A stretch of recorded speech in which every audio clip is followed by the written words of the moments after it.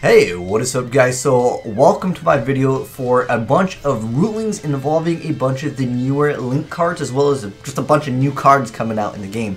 So we can go over those so you will be prepared. Now, the first card that we are going to be going over is Link Kuriboh. Now, there's a bunch of other rulings and I'll post them down below, but I wanted to make this video short and easy to understand. So if you guys want more in-depth, I'll link like the Konami official rulings on some of these cards down below. But anyways, first off, Link Kuriboh. This card has a effect to actually special summon itself. But anyways, let's go over the effect first of these cards, and then I want to go into the rulings of it because that's kind of important to know the effect of the card before going into the rulings.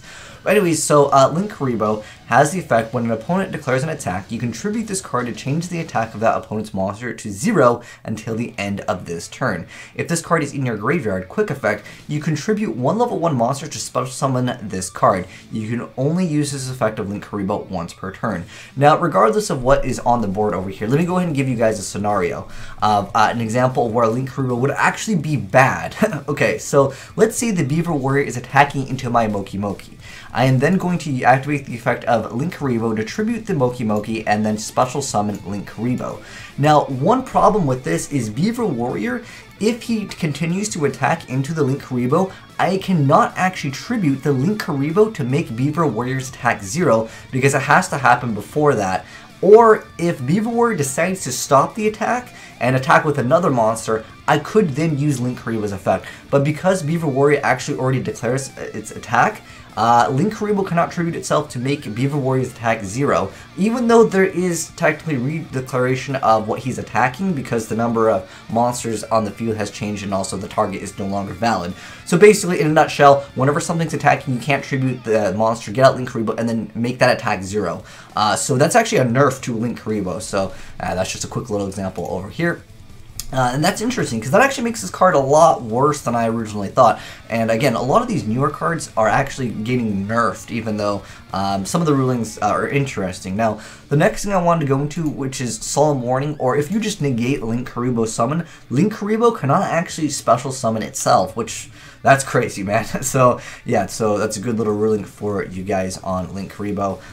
Yeah, it's just basically nerfed. Next thing I want to go into is Interrupt Resistor. Now this is a hand trap that makes it so when you take battle damage, you can special summon this card from your hand, and if you do, it gains attack equal to the damage you took. Then once per turn, when your other defense position monster is attacked by an opponent's monster during damage calculation, you can make your monster defense become equal to this card during damage calculation only. Also, it cannot be destroyed by that battle. Now, one question people had with this card is that if you effect failure or skill drain it, what happens to this card? Does its attack go back to what it was when it was summoned? The answer is it goes back to 0. So even if your opponent activates skill drain or you use skill drain, even if it leaves the field, this card will still have 0 attack. Even if it gets effect failured, kind of like the Naturia Bamboo Shoot. It forgets that it was once used by, like a tribute summon from a Naturia. Naturia Bamboo Shoot is another one of those cards where it permanently loses its effect if it loses its effect once, meaning that it forgot that it was tribute summoned by a Naturia. Interesting little interaction, but same thing with like Book of Moon, it usually changes the interaction of how the card was summoned. Basically, it resets some of the stuff, which is important for another Link card that we will be going over. So yeah, basically, it's a negative effect of Interrupt Resistor. I don't know if necessarily anyone's going to be playing this card, but nonetheless, that is the ruling for this. Oh, also, in addition to that effect, if the monster that is being attacked is face down, because this activates during damage calc, you can actually boost the monster if it was face down originally. So let's say they attack into something else that's face down, you could still use his effect to make it so it's changing its defense to become this card's during damage calc. Next thing up is the Yoki Destroy Ogre. Now this card is really bad. Okay, this card can be super minus. So anyway, so it requires 2 Yoki monsters, but important things are that the first time each monster this card points to will be destroyed by battle each turn, it is not destroyed. During your main phase, you can activate this effect. You can't special summon monsters for the rest of the turn except for Yoki monsters. Also, your opponent special summons up to 2 monsters from their graveyard, then you special summon up to that many Yoki monsters from your graveyard to your zone that this card points to, Link monsters. You can only use this effect about once per turn. Now, this guy, guys, if someone was to run Compulse or anything to like just make this card go away, while that is in the middle of activating its effect to let your opponent get 2 monsters, then you special summon those Yoki monsters. If this card is no longer face up on the field or it gets its effect, I guess, stopped like halfway through, you can't special summon, but your opponent gets to still special summon their monster. So that's super minus. Also, in addition to that, the Yoki Destroy Ogre, even if you would special summon monsters, if you were to activate Duality, you cannot even attempt to activate his effect to be able to, you know, get your opponent to special summon monsters. Even if you were not to get special summons yourself, you still can't use its effect. It's invalid. So yeah, huge, I guess, nerf to him. And you could done goof if someone, like, you know, compulses it if you're trying to activate that effect, where again, you're trying to let them get monsters and then you get monsters. Again, this card super minus in that aspect, completely like destroyed. Next up, another nerf for the Link archetype. It's funny because you know how you guys hated Link summons, right? It looks like I guess you guys got your wish, because a lot of these cards, again, interesting interactions within the game.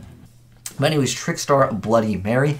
It requires 2 Trickstar monsters, but it says each time a Trickstar monster is null or special summoned to a zone that this card points to, gain 200 life points. You can discard 1 Trickstar card. Each player draws 1 card. If this effect is active while your life points are at least 2,000 higher than your opponent's, you draw 2 cards. Instead, you can only use this effect of Trickstar Bloody Mary once per turn. So, what's interesting with this, if you bring back multiple monsters at the same time, an easy example that they use was Soul Charge. So, if I was to Soul Charge and get back a bunch of Trickstar monsters, including Mary, and I put them even in the like right zone, but the thing is that since the card is not summoned while this card is already face up, even though they're getting summoned at the same time technically, you do not gain those life points. So that's actually minus. I don't know how viable this card is, to be honest, but yeah, it's basically nerfing her. It's making her not good. Even though there's a lot of Yu-Gi-Oh cards, in fact, that like get the effect when they're summoned. If there's another one, Trickstar, I guess they don't like Bloody Mary. She is not going to be gaining you those extra life points because again, they weren't active at the time. So this card already has to be face up before you get out the other monsters, is what it comes down to. Next card up is Reloaded Dragon. I guess this one technically isn't really a nerf. This one is actually like, oh, okay. It's just a standard ruling though, but it was, I guess, just listed, and I guess it's kind of important. But anyways, so you get to target 1 other Link monster you control to special summon 1 rocket monster from your hand to your zone that the Link monster points to. It can't be used as Link material, and it is also destroyed during the end phase. Now, what happens if you put that monster face down? Is that the card won't actually be destroyed during the end phase, and you can still use it as material. Again, a lot of cards are interesting. Like, for example, Debris Dragon, even if you negate its effect, you can still not use it for a synchro summon. So there is some interesting interactions with certain cards, but yeah, this one over here, it's actually not like bad. So like if you reset the monster by putting it face down, it will no longer be destroyed during the end phase. Another important question was, what if you're trying to special summon a monster, but your opponent, let's say, chains Ojama Trio, even though I'd say it's pretty much a bad idea to run Ojama Trio this day and age, because you can use your tokens for Link summons if you know it meets the requirements. But what happens to this effect is that you would no longer have a valid zone. So therefore, well, if Ojama Trio takes up the zone, let's also mention that that's something important. But yeah, that is an important ruling in the off chance that someone plays Ojama Trio. I don't think it's that relevant, but there might be some other card that actually makes it so like it gives your opponent a monster or something, and during the middle of resolving this, if there's no zone, there's no zone for the monster to go to. And like I said, I already mentioned Book of Moon, it resets the monster. Next up, Cyber's Accelerator. So this has the ability, well, actually, let's just read the full effect. Okay, so during the battle phase, you can target 1 Cyber's monster that this card points to, then activate 1 of these quick effects. So it can either gain 2,000 attack, it can make up to 2 attacks on monsters during each battle phase's turn, and this card can attack the turn if the effect is activated. But more importantly, so it has the ability to target Cyber's monsters. Now there is another card called Cyber's Converter. So it says if all monsters you control are Cyber's, minimum 1, you can special summon this card from your hand. You can only special summon a Cyber's Converter once per turn this way. When this card is normal summon, you get to target one face-up monster you control. It becomes a Cyberse type until the end of this turn.